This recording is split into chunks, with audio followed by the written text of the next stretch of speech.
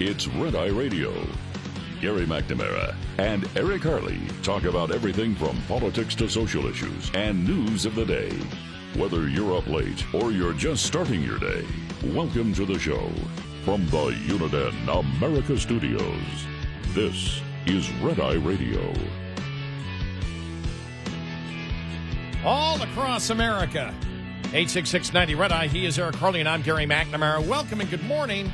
Thank you so much for being here. Thank you. As always. How's everybody doing, huh? Doing good? It's Earth Day. I feel great. Oh.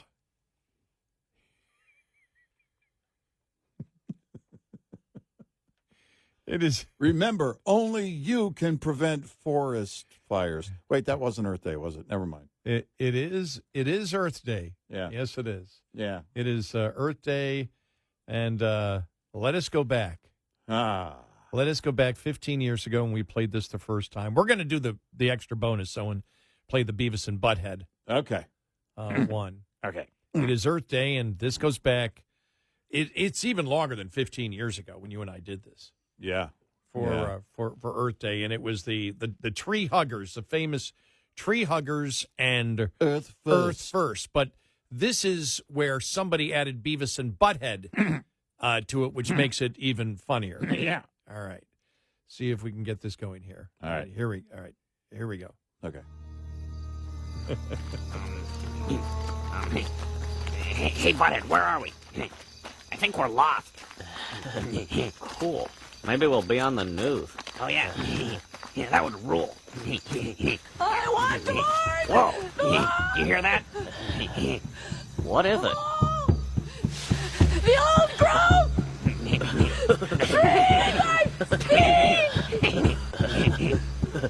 And tell them that we love them and that we don't want them to die. That there are some people here who do care.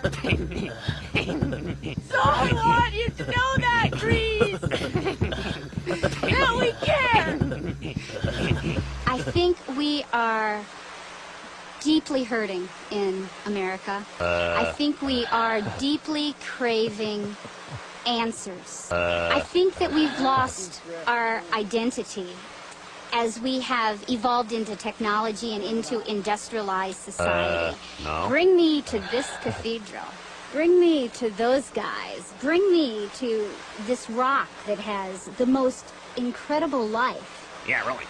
That makes me feel alive. I've looked at clear cuts and burnt forest, and That's pretty cool. felt outraged, but I didn't scream and I didn't cry. And I need to.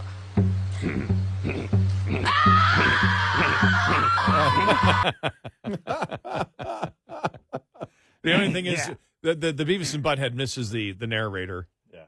Earth first. Earth first. Earth first. Deep in the woods of North Carolina is a controversial radical group. Earth first. Earth first.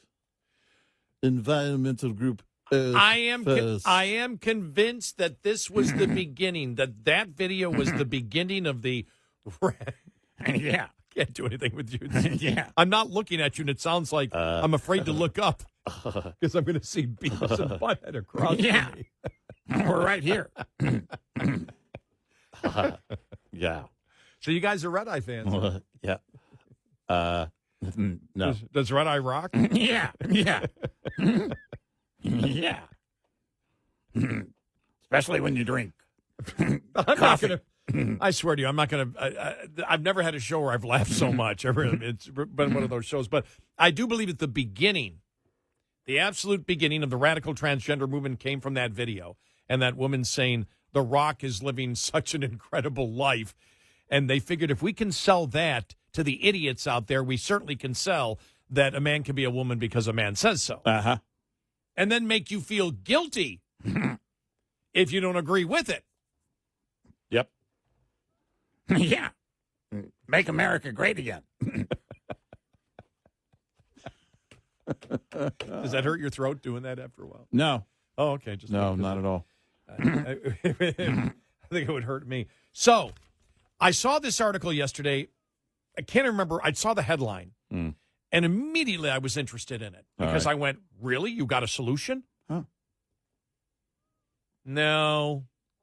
And this was from the Free Press, Barry Weiss's Free Press. And it says, the numbers don't lie. The United States is not broke. Alarmists insist that the country is sliding into insolvency, but the government can balance the books far more quickly than most Americans realize.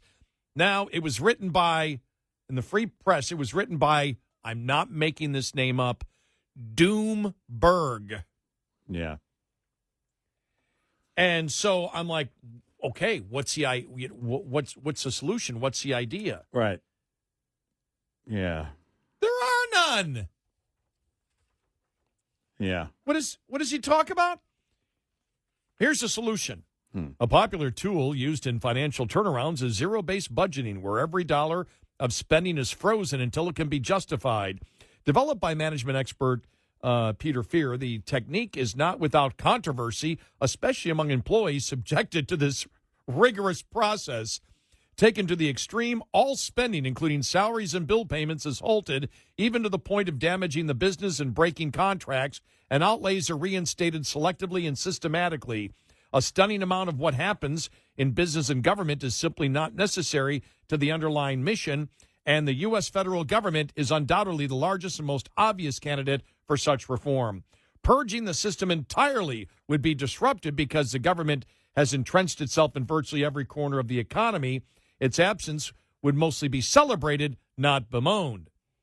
Critics argue that certain expenditures, defense, Medicare, Medicaid, and Social Security, are all untouchable, and combined with interest expenses, these outlays alone exceed total receipts. This is nonsense. The Constitution does not mandate any of these programs, and all of them are replete with fraud and waste. Are we getting anything new here? No. No.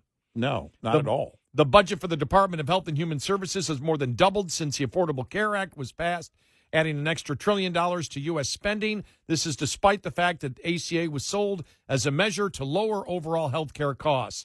The Pentagon's budget is approaching $1 trillion and now has failed 7 consecutive audits, and the Department of Defense remains the only federal agency to have never passed one. These are scandals ripe for exposure, and Trump seems intent on doing just that, according to Reuters. The president expects Elon Musk to find hundreds of billions of dollars of fraud and abuse at the Pentagon during an audit that the billionaire will lead. And so we go through all of this, and it's really about massively cutting spending and having the waste and abuse and everything else. And as we have said, they found $155 billion a year. Yeah, right. Even if they found and were able to cut what they talked to, initially when they said $2 trillion, we said they're not going to find $2 trillion in waste.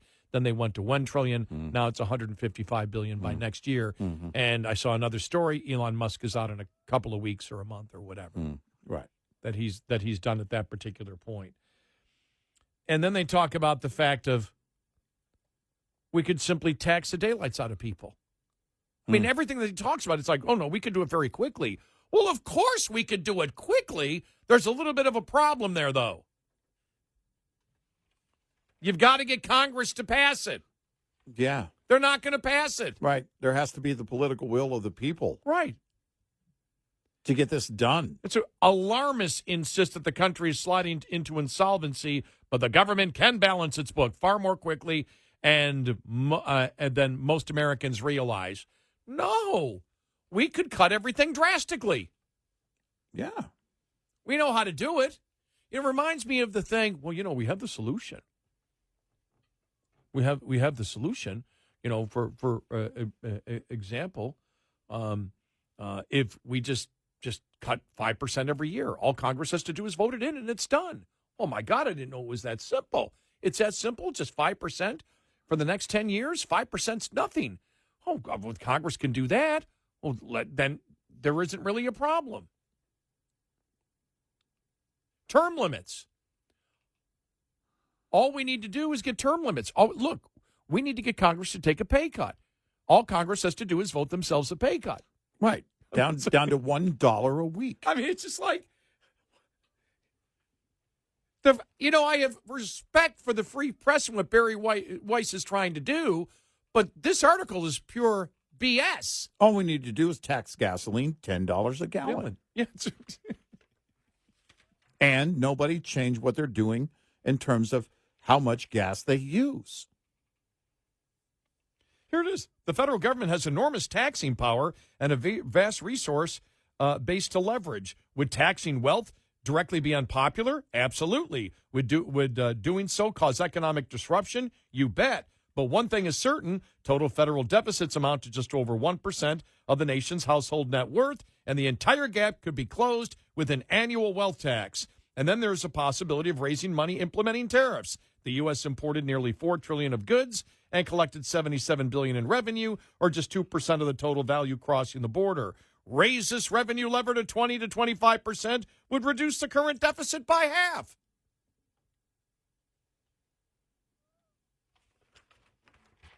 Is there anything new here? No. No. And by the way, his numbers are off on the tariffs, by the way. We were right on the amount of money the tariffs would raise, and the federal government agrees with us on that. The Trump administration agrees with us on that. Right. So there you go. Yeah. But I mean, I'm getting all excited. I'm like, because I see things like this. Alarmists insist that the country is sliding into insolvency, and we've been called alarmists before. Not anymore. Not since people felt inflation. We're not called alarmists on the debt anymore. Mm-hmm. And now that we have $1 trillion in interest on the debt, nobody's saying that. You guys are just alarmists out there. The debt's no problem. The debt's no problem. The debt's no problem. Yeah, right. And so it's basically, no, the government could act very quickly, tax the hell out of everybody, and cut massive spending. All we need to do is tax like crazy, tariff everything, and majorly cut spending, and it's a simple it's solved. Right. What do you and that taxing like crazy would include a wealth tax. Yeah, and why are you people saying this is so hard? I mean, duh. And I was all excited. I went, maybe I missed something. Yeah. Maybe I missed something. Mr. Doomberg, I'm not kidding, that's the guy's name, is saying alarmists insist that the country is sliding to insolvency, but the government can balance its books far more quickly than most Americans realize. And I'm thinking, what did I miss? And I came in and I told you, because you subscribe to the Free Press, I said, Eric, could you print that whole article for me? Because they teased the daylights out of me. And then I read it and went, stop it. What a waste of paper. On Earth Day, what a waste of paper, because I printed this up. Way to go. I'm destroying the planet to read this ridiculous article. It's not going to happen. You're going to hear from Earth first. Now, what will happen is when we can't support or pay the interest on the debt or whatever, then there'll be massive cuts. Right. Yeah. But you're not going to see a wealth tax, and you're not going to see tariffs at a permanent 20 to 25%. Well, he's talking about all of these things with, the wealth tax. Would it be unpopular? Absolutely. So he's pointing out zero political will to get things like that, to do things like that. And then pretending it's easy to do. I know. Like the politics doesn't matter. Right. Look, nothing in the Constitution says that Social Security and Medicare has to exist. So just cut it. Right. Yeah. Now, will there be pushback? Yes. But it's not constitutional. Right. Just get rid of it. Do not. Part of me wonders if this is some kind of weird, by the way, Doomberg. Who's Doomberg? I have no idea. Because it makes it seem like it's this weird parody that later will be answered with, okay, see what it would take? See what you would have to do to pay off the debt? It doesn't say parody anywhere on the page. It doesn't say tongue-in-cheek. It doesn't say, of course, all of this is ludicrous and you could never get it done for the reasons I point out. It doesn't say that anywhere.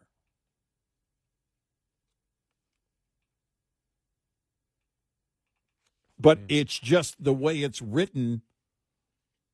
Doomberg is pointing out all the reasons why you'll never get it done. while also implying, oh, it's easy. With You the just have to do these things that will never happen.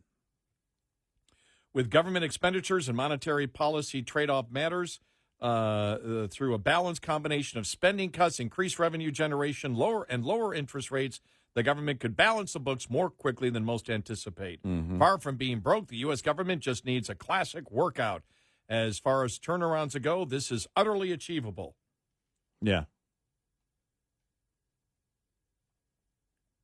Wow. Yeah. Because I never thought I would see the second comment. I never thought I would see an analysis of the U.S. debt shallower, but here we are. I mean, it's really a bad article. And I had all this hope that I'd missed something and we could solve the problem. No. All we need are massive tariffs, a wealth tax, and massive spending cuts. Yeah, that's right. Oh, that's it? Well, why haven't we done that? It's so easy. Come on, Congress. What are you waiting for? I'm sure Democrats now they may have Chip Roy's vote for this. No, he wouldn't go for the wealth tax or the tariff. So that's right. Yeah. All right. We're Doomberged. Yeah, we are. 866-98 Red Eye. This morning's USDA Farm Report is brought to you by House Products.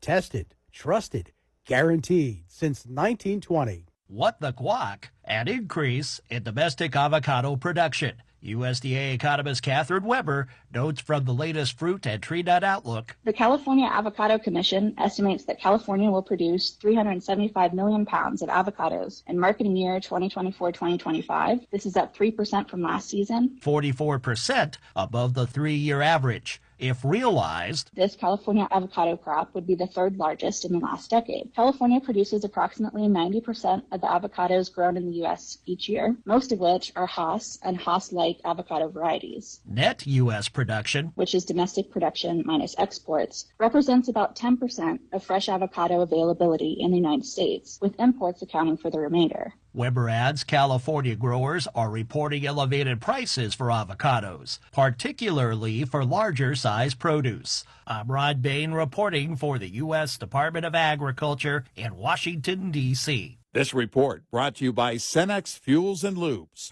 Coming up, more with Gary McNamara and Eric Harley. It's Red Eye Radio.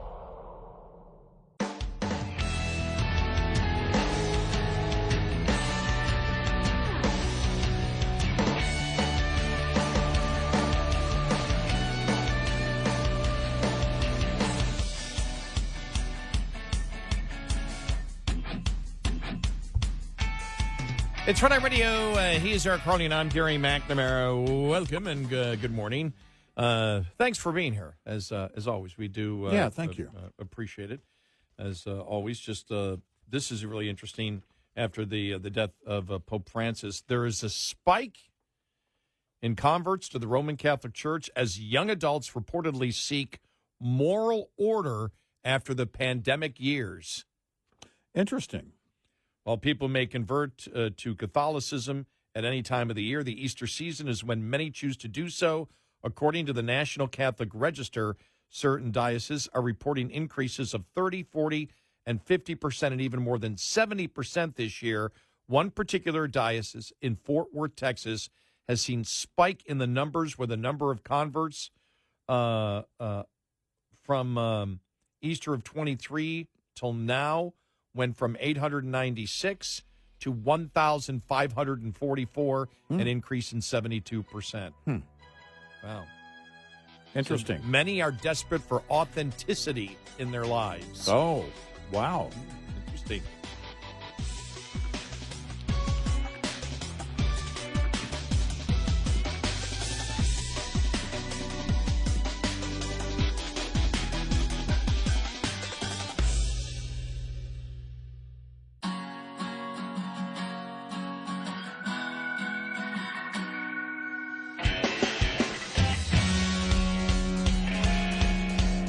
You're listening to Red Eye Radio from the Uniden America Studios. It's Friday Radio. He's Eric Harley, and I'm Gary McNamara. All right, our audio cut of the day comes from Elizabeth Warren being interviewed about Biden's cognitive problems and when she knew and when she did not know. And this is just great. And by the way, we did post this on our X pages at Gary Red Eye 1 and at Eric Harley. Mm-hmm. And check it out because you have to look at her face as the interviewer is asking her questions. It's just greatness, but here it is. Do you regret saying that President Biden had a mental acuity? He had a sharpness to him. You said that up until July of last year. I said what I believe to be true. And you think he was as sharp as you? I said I had not seen decline. And I hadn't at that point. You did not see any decline from 2024 Joe Biden to 2021 Joe Biden? Not when I said that. You know, the thing is, he was sharp. He was on his feet. I saw him.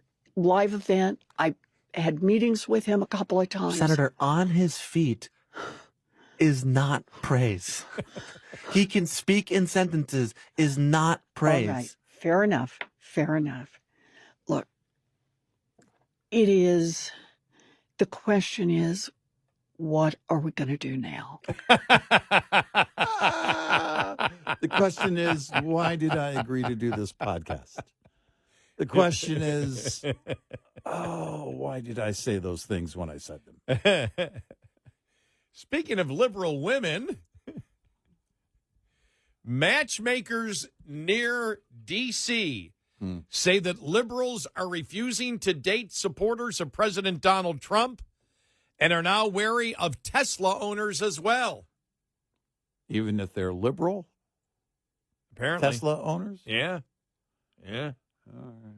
Political polarization, particularly that between young men and women, has become an internationally recognized phenomenon in the recent years. One example from pop culture, I don't care about that stuff.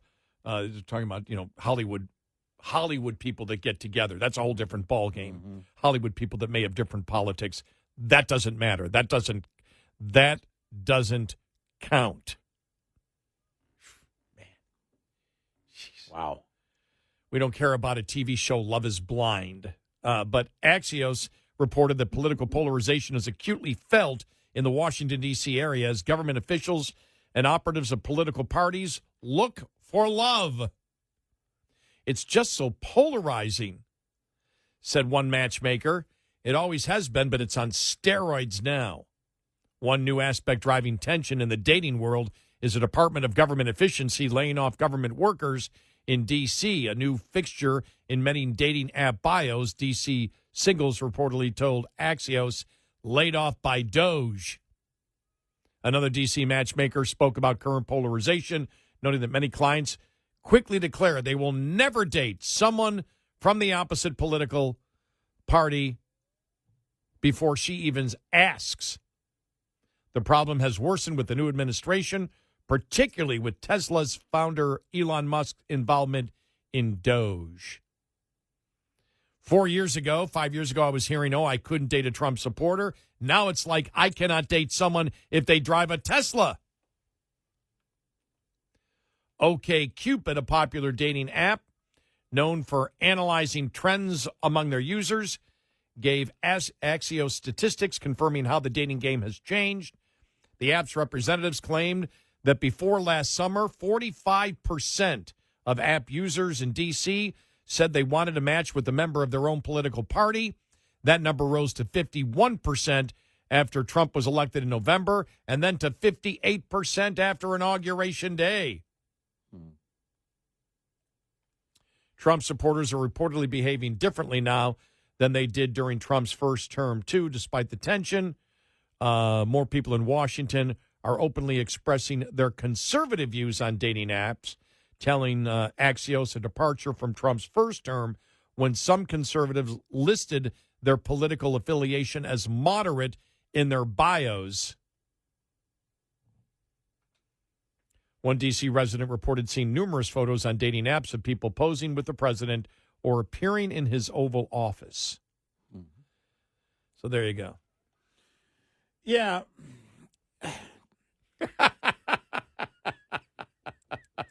I like your sound effects there. Well, but it's, taking stances like this makes me, my initial response would be, well, you make it sound like people want to date you.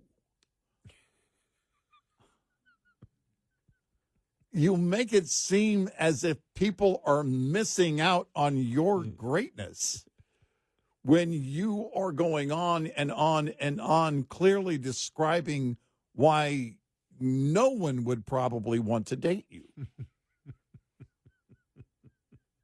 Again, the lack of self-awareness. I mean, it's like saying, I'm not going to date anybody who insists on showering every month. I shower twice a year. I'm not dating anyone who goes beyond that standard right there. Well, it's, maybe it's not the others. Maybe it's not those people. By the way, were they considering dating Trump people to begin with? Was there a point in their life, at any point, that they would have dated Trump supporters?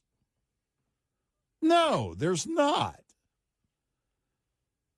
It's just, I don't, it's like they're using it as a weapon, but it's really not the weapon. Well, I've never been in a dating app. I've never did a dating ad. I like it the old-fashioned way. You meet while you're drunk, and you get to know each other while you're drunk. And then when you wake up, you're like, oh, man, what have I got myself into? Right. Well, that's the way to date. Right, exactly. I'm kidding. Crawl out the window. Crawl out the window. Bite your arm off. Coyote ugly. That's what that means. That's where it comes from. Yeah, you're willing to chew your arm off. Okay. Rather than wake the person up.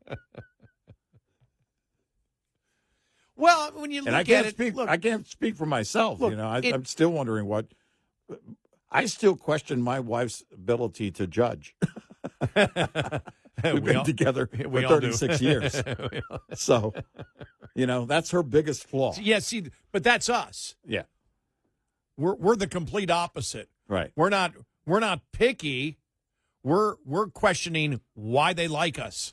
Well, what the hell's wrong with them if I were single, today's world would be totally weird. I'm with you. I don't know. I don't even know, the app thing. I don't even want to get it. I couldn't imagine. I don't even like the thought of that. No. That just seems weird. But if I were single, I would apply the standard I've always had. I like my women like I like my coffee. Recently burned and slightly bitter as a result of it.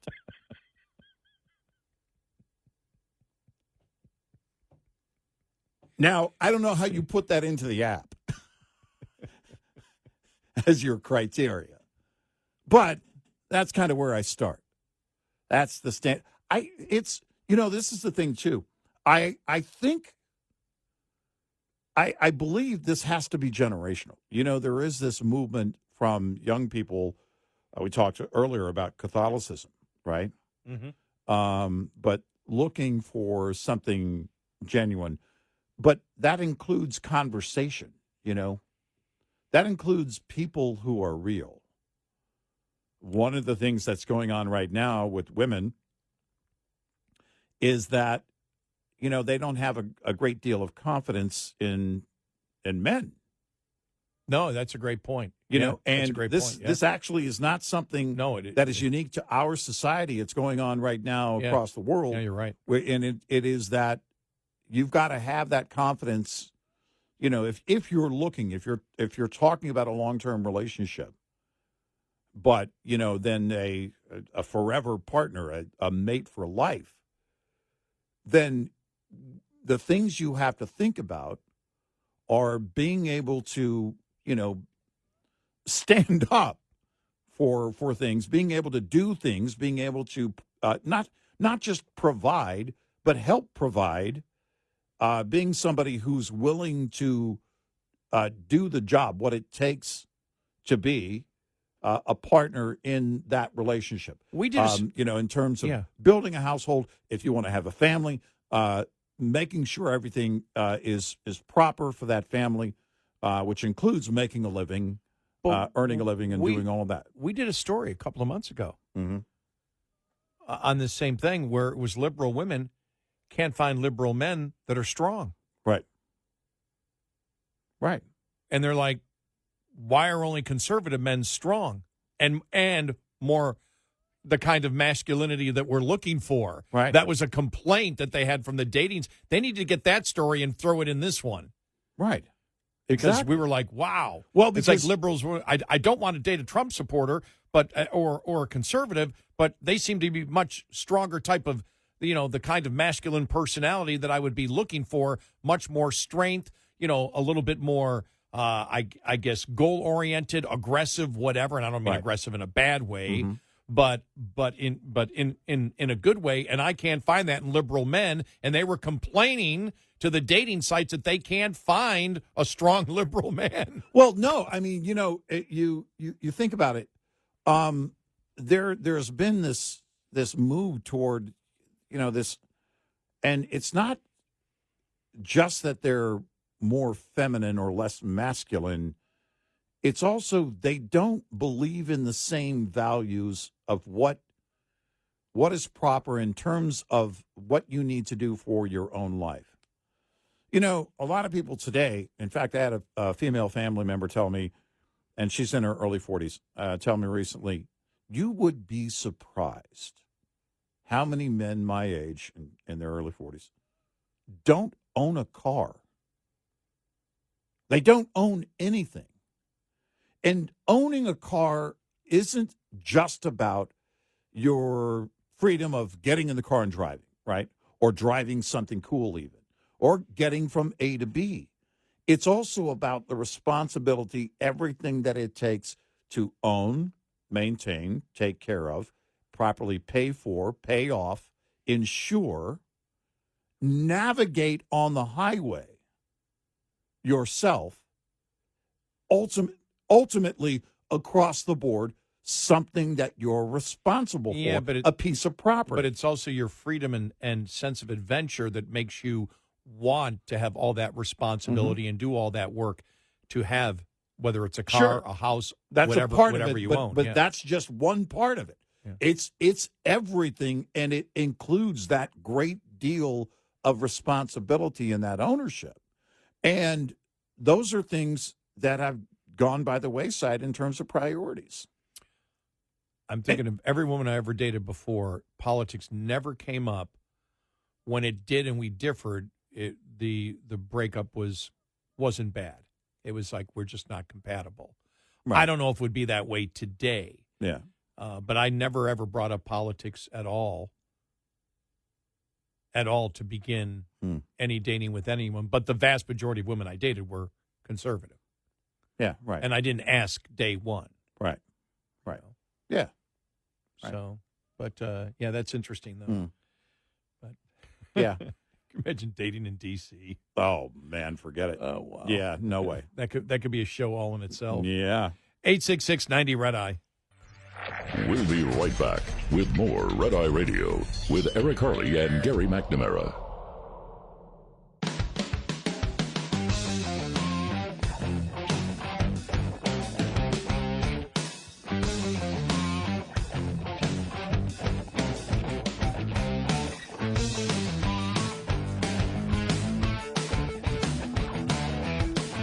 It's Red Eye Radio. He's Eric Harley, and I'm Gary McNamara. I almost forgot my own name.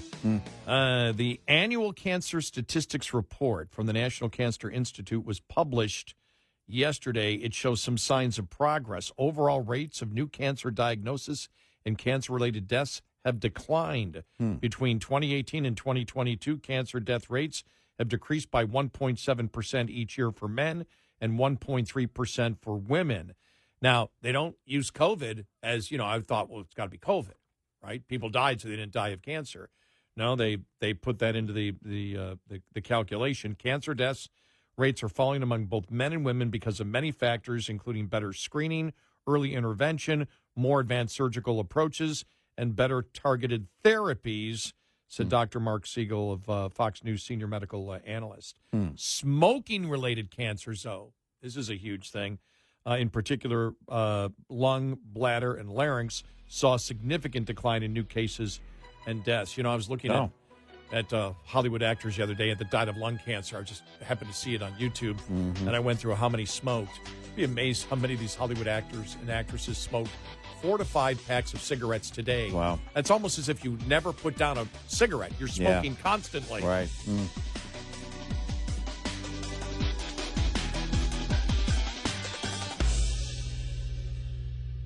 This is Red Eye Radio on Westwood One.